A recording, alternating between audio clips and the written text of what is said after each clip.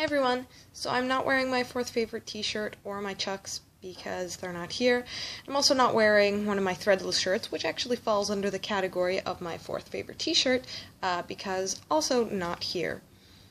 Now why would I start a video like that? I would start a video like that because I want to talk today about Nothing Much to Do, which is the fantastic, amazing, incredible, and everyone should watch it, web series adaptation of Much Ado About Nothing. Now this counts as literary because Nothing Much to Do falls under the category of recent literary adaptations in vlog format. There were a lot, there were a few, I guess, over the past few years. An increase in popularity after the successful Lizzie Bennet Diaries, which I also recommend, but I'll discuss that, I think, in a more general video. There were a bunch more. There were a bunch that I liked a lot more than the Lizzie Bennet Diaries.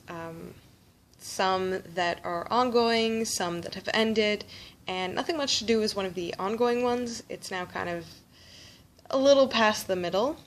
We just passed a dramatic bit. For those who are familiar with the play. And honestly, it's the easiest to recommend because it is really, really, really good. Even if you aren't a fan of literary adaptations, but you are a fan of the play, I think you can really enjoy this because the story is very, very real.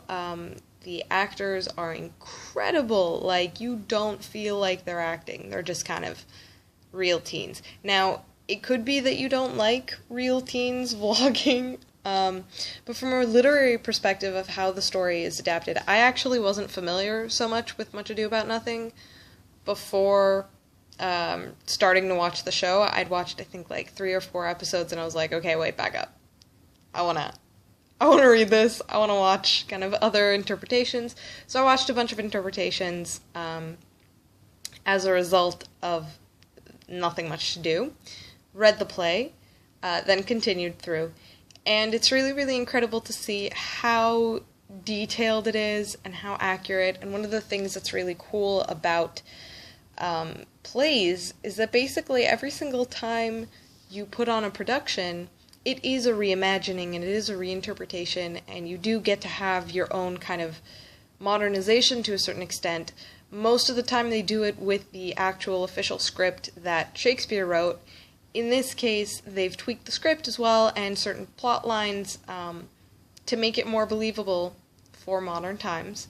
And I think it's very, very successful in the context of literary adaptations, and I think it's very successful in the context of play adaptations.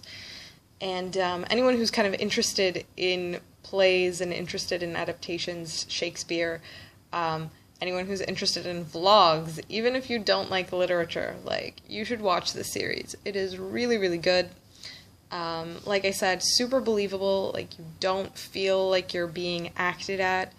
One of the very nice things is that they do a very good job of audience interaction, which maybe isn't so interesting for a lot of you.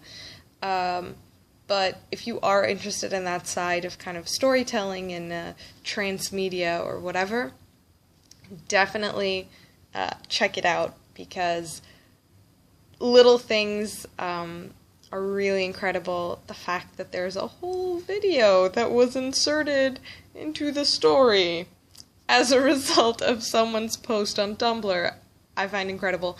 The little, like, comments that the characters leave on their YouTube videos, these very nice touches. There's so much here that goes beyond just having videos, and it's really innovative, and it's really, really well done. You guys should all watch it. And normally I don't like to recommend things that aren't over yet, but honestly, this show has just been so good so far. Like, it's been amazing. After every single episode, I'll spend half a day excitedly talking about the new developments, and then spending the next, like, week or however long until the next episode on whichever channel it may be, just obsessively refreshing all of the channels until we get a new episode. And yes, I am an obsessive person by nature, but, like, this one takes a prize. for the level of love. And again, if you're interested in the kind of personal connection side of things, the actors are super involved, and the Candle Wasters, the creators, are also super involved. So, like, if you're willing to go down that rabbit hole, there is the Tumblr tags, and you should check those out if you're ready for it. But yeah, you should totally watch it, and it really is an interesting way to look at literature, and I'm really glad that it basically introduced me to this very interesting play, and I've learned a lot from it. So yeah, go watch. Nothing much to do now. Go do it, and have a really fun time at it.